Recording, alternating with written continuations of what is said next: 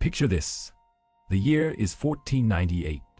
You are Isabella of Aragon, Queen of Portugal, 28 years old, arguably the most powerful woman in the Iberian Peninsula.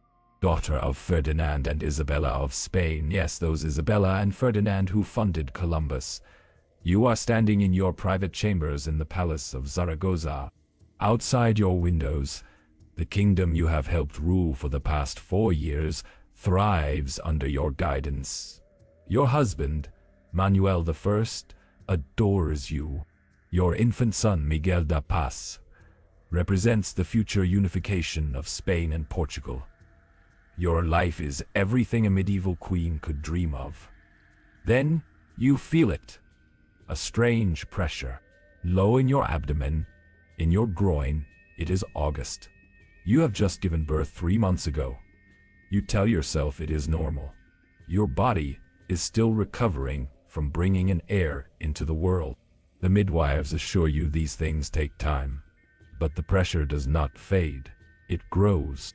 If you believe that the documented medical records of history's most horrifying royal deaths must be remembered, consider liking this video and subscribing. Your support helps uncover the accounts that official histories tried to sanitize or erase entirely. By September, something is visibly wrong. Your ladies-in-waiting notice first. When they help you dress, they see the swelling. A mass growing in your lower abdomen, centered around your groin. Hard to the touch, painful when pressed. You are a queen. You have been trained since childhood to show no weakness. You smile through court ceremonies. You attend banquets. You sit through hours-long diplomatic meetings. But at night, alone in your chambers, you press your hands against the swelling and feel your heart race with fear you cannot name. The royal physicians are summoned. Remember, this is 1498. Medical understanding is a bizarre mixture of ancient Greek theory, Islamic scholarship, and superstitious guesswork. They examine you. They confer in Latin. They debate humoral imbalances and astrological influences. Here's what they actually did. Bloodletting, herbal poultices, prayers to Saint Margaret, patron saint of childbirth complications, and something called fumigation, burning herbs and directing the smoke toward your groin to rebalance the vapors. None of it works. The mass keeps growing. By October, you can no longer hide it. The swelling has become grotesque. Court records from the Portuguese Royal Archive describe it as extending from your lower abdomen to your upper thighs. You can barely walk. Standing requires assistance. Think about what this does psychologically. You are 28 years old. You have been beautiful your entire life. Paintings show you with fine features, elaborate gowns, jeweled headdresses. Your appearance has been part of your political power since you were a child. Now your body is betraying you in the most visible, humiliating way possible. The smell starts in November. This is where the historical accounts become truly disturbing. Chroniclers describe a putrid odor emanating from the swelling.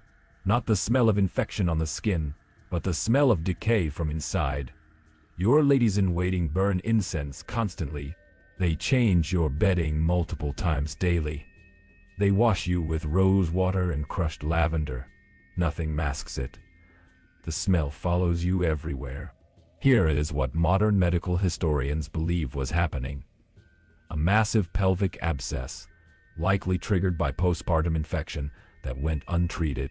The infection created a pocket of pus and dead tissue deep in your pelvic cavity. As the abscess grew, it compressed your internal organs and began breaking down healthy tissue. The swelling was not just inflammation. It was a cavity filled with rotting matter, expanding inside your body. By December, you are bedridden. The mass has grown so large that it is affecting your ability to breathe. Your organs are being displaced. Your bladder and bowels are barely functioning. The physicians try more desperate measures. They attempt to lance the swelling, basically stabbing into the mass with primitive surgical tools to drain it. Imagine that. No anesthesia, no understanding of infection control, no antibiotics. Just sharp metal piercing into your grotesquely swollen groin while you are held down by attendants, screaming, They manage to drain some fluid. Chroniclers describe it as vile-smelling matter of great quantity, but there is no relief. The cavity refills within days. Your husband is devastated.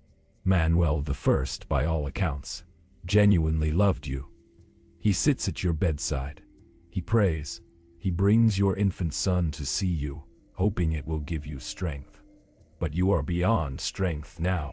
You are watching your body destroy itself from the inside, and there is nothing anyone can do to stop it. Here is what makes this especially tragic. You are conscious through almost all of it. The infection is localized to your pelvic region. Your mind remains clear. You are fully aware of what is happening to you, of the horror your body has become. Think about that level of psychological torture. Trapped in your own flesh, rotting while you are still alive. January 14th, 99. 3 months since the smell started. 5 months since the swelling became visible.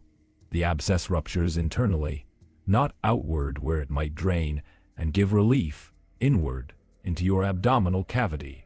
The poison spreads. What was contained, horrifying but localized, now floods your system. Within hours you develop what is called septic shock. Your organs begin shutting down one by one. The fever spikes so high that attendants describe your skin as burning to the touch. You are convulsing, delirious. Finally, mercifully, losing consciousness. On January 23rd, 1499, you are 28 years old. Your son, for whom you endured childbirth and everything that followed, will die less than 2 years later. The union of Spain and Portugal that your marriage was meant to secure will never happen. Your body is prepared for royal burial. The attendants who wash your corpse for the final time report that even in death, the grotesque swelling remains. Massive, discolored, a testament to the months of agony you endured. Here's what haunts me about Isabella's story. We have detailed medical records, letters from physicians, eyewitness accounts from her ladies-in-waiting. Court documents track her final months in painful detail. But we do not have her voice. We do not have a diary. We do not know what she thought as she felt her body betraying her. We do not know what she said to her infant son when they brought him to her bedside. We do not know what she prayed for in those final awful weeks. What we do know is that she suffered one of the most horrifying deaths imaginable for a medieval woman. Conscious, aware, watching her body become a nightmare she could not wake from. Modern medical analysis suggests she had what is called a pelvic abscess with fistula formation. Basically, the infection created abnormal channels between organs, allowing the decay to spread. Today, this would be treated with antibiotics and surgical drainage under anesthesia. She would likely make a full recovery. In 1498, it was a death sentence carried out over 5 months. Think about the other medieval women who suffered similar fates. Postpartum infections were the leading cause of death for women in childbearing years. Most did not have their suffering documented in royal archives. They died in pain, in obscurity, remembered by no one. Isabella's documented agony stands as testament for thousands who endured the same without record.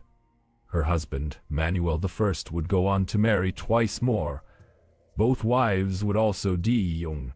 Maria of Aragon, Isabella's sister, died at 27 also from complications after childbirth. Eleanor of Austria, his third wife, survived him only because he died first. Being a queen did not protect you from the medieval medical nightmare. If anything, it just meant your suffering was documented in greater detail. The Palace of Zaragoza, where Isabella spent her final months, still stands. Tourists visit. They admire the architecture, the art, the grandeur of medieval royalty. They do not know that in one of those beautiful chambers, a 28-year-old woman spent 5 months dying in agony from an infection that modern medicine could cure with a week of antibiotics. Here is the question that should keep you awake tonight. How many other women died like this? How many other bodies betrayed them in slow, horrifying ways, while the best medical minds of the era could do nothing but watch? And how much of our romanticized view of medieval royalty is built on erasing stories like Isabella's Women whose bodies became prisons, whose deaths were nightmares, whose suffering we have chosen to forget. If this exposed a medical horror that history textbooks sanitized, hit that subscribe button and turn on notifications. We are going to keep uncovering the documented suffering that official narratives tried to erase. Drop a comment with your thoughts, and I will see you in the next investigation.